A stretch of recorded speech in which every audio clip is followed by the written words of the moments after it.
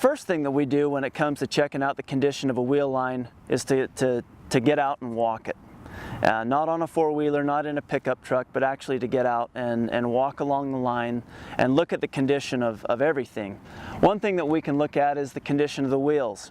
If you have a place where the spokes have come loose and maybe a nut needs tightened, in this case where there's only one, I don't think it's worth popping that thing off and the headache of reattaching it, but if you have several of those on one wheel, you know that you may be headed for trouble. But wheels that are bent, wheels that may collapse during the course of the season, now is a great time to change those. As you go along and you're checking out the pipe, watch for anything that may have happened over the winter. It may be cracks, it may be bends, it may be maybe you had hunters out in your field during the winter time and you'll have bullet holes in your pipe. But if you can spot those at this time, it's a great opportunity to get the guy with the pipe press out. He can get your pipe repaired and get them ready to go for the irrigation season. Another thing that can happen even when a wheel line is staked down for the winter is sometimes the pipe can actually twist and it looks like it hasn't gone anywhere, but sometimes the pipe will actually be twisted like a Tootsie Roll, and that can be difficult to see unless you're actually out there looking at your pipe. When you walk by the sprinklers, check your leveler, see what kind of play's in it, check your sprinkler, and then also think back to what kind of problems you had last year with this wheel line. It might be good if it's been some time since you've replaced sprinklers to take it apart and look at the washers in the sprinklers and in the leveler, see if it is time to replace them all, just to save time later on when a sprinkler might blow out or a continual leak, and also the bearings influence the uniformity. You can also do a really quick check of the nozzle. Even without running water through it, you can see if the hole has been distorted, if it looks like maybe it's a little bit larger than it's supposed to be. And those are pretty inexpensive to go ahead and replace when you've got a moment to be able to do it. I guess you could look at the drains too, make sure that they're not missing, and if you these type of drains, you got to take the pipe apart to look at them, but kind of know, you know, if it's time to replace them, you want to replace them when you have time and scheduled time, not in the middle of irrigation. And sometimes over the course of the winter, a mushroom drain will just magically disappear, and you'll just have a hole in the bottom of your pipe, and those are pretty easy to catch if you just look at it. And even sometimes these couplers, some deer or something come in and popped one loose. So, cattle, if you have cattle grazing out in the field. Yeah. So, a couple things we would need to think about is make sure our valve openers are in good condition, and primarily that means the gaskets are in good condition. So you check those, make sure they're flexible, they haven't been damaged by rodents during the winter. Make sure your clamps are good. This is a gasket that is often neglected, and it can leak and be miserable to change, and it's a loss of water, which is loss of production. This is an example. Here's a gasket that's older, brittle. See how it just starts falling apart. So they don't last forever, and so you need to check them. Here's an example of one that the mice have chewed on, so rodent damage is always an issue. Whether you keep it in the shop or out in the field, rodents are there. One other thing that doesn't need to be replaced very often, but they do need to be replaced, is the leveler, so that these turn freely. And there's a washer and an O-ring there, and they don't wear out quickly, but they do wear out, so that's one thing to check. And just think back to the year before. Did you see leaks in your leveler? Here's an example of a sprinkler that started out with 3 washers. These are both Rainbirds, and now it's ended up with one partial washer. So you're right. You're right in there. Yeah, right in there. You can One see washer. that. And that impacts the rate of rotation, and it also has leaks in it. Here's the new sprinkler. You can see there's three rings there of washers, and it turns easily and smoothly, and then that makes for a more efficient and uniform irrigation. Also, the nozzles here are new. If we look at a nozzle the same size from a Warren sprinkler, it could be bigger. And then this sprinkler's down to one washer left on the bottom.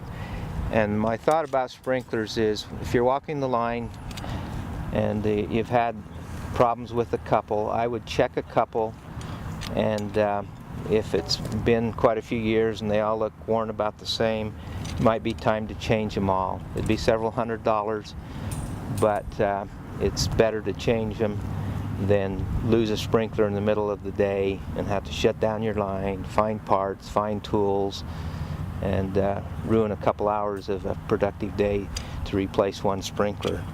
So sprinkler maintenance is important, as with same would be true with gaskets and drains, and you can't look at those. You don't know how they're operating until you put water in them, but if you've had problems, you know it might be time to consider replacing them. Be an important piece of equipment to look at is your hose. This one's got some cracking in it, weathering, where it kinks over. Knowing the age of it and kind of looking at the weathering in it, you could decide whether you not want to replace this. This would probably be good, because I've seen worse, but same with the hose, you'd like to replace it before it fails, and so you can just watch those and replace it when it's necessary. The area of a wheel line that often causes problems for growers is the mover. And there are a number of things that we can look at the mover to make sure that we have more of a problem-free summer. And Neil, what are some things that we can think about? Well, it's a good time to start the motor. That may mean putting new fuel in it if you've run it out, or if you stored it with fuel, store it with fuel that's good fuel, and maybe a stabilizer in the fuel. Definitely check the oil. Probably holds around a quart of oil, so it's not a big job to change it. These motors, as little as they run during the irrigation season, should last 30 years. I know some that are pushing 50 years, and so it's just a matter of maintaining them. You've got a filter, you've got hydraulic oil to check. These things don't necessarily need to be replaced annually. In fact, they probably go quite a few years, but definitely is something to consider. Make sure you've got the right amount of oil in there, and the way you could tell that is if you start getting leaks in any of your valving or your hoses, it's a good time to check your oil. Check it always, but there's a good chance you might need to add oil at some point if you've got leaks. What else have we got here? You can do a quick check of the drive mechanism. Just make sure all the gears and sprockets are in place. Tight.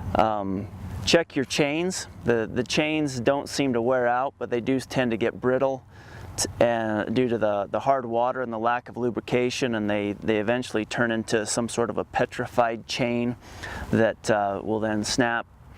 And so there's ways to lubricate those, and also check shoot some grease in the grease zerks that are here on the motors, up underneath the wheels, and usually there's something here near the center as well. On the wheels of the mover are really important to make sure that it moves straight. It's important that the wheels are all the same size, that they are the same shape, and it'll help the wheel line to move straight as it goes across the field.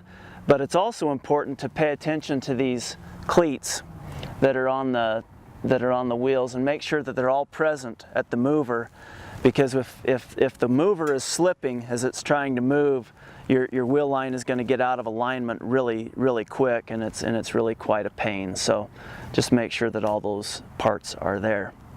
Just another thought is, if you've changed and messed with your alignment, just sight down and get them close to being aligned, these axles, so they're perpendicular to the drive, to the stinger in the middle. And this is also a great time just to check for mice, for voles that may have gotten up into your motors and created nests, chewed on wires. If you can see anything that is going to be an issue down the road, now is a great time, if it won't start or if there's some sort of an issue, to pop this off and get it into the shop before you need it. Yeah, it seems obvious, but you want to make sure your cover has good attachment points, stays shut. Small engines don't like to be irrigated, so it's good to keep that, make sure that's in place. A 5-gallon bucket may work, but it may blow off too.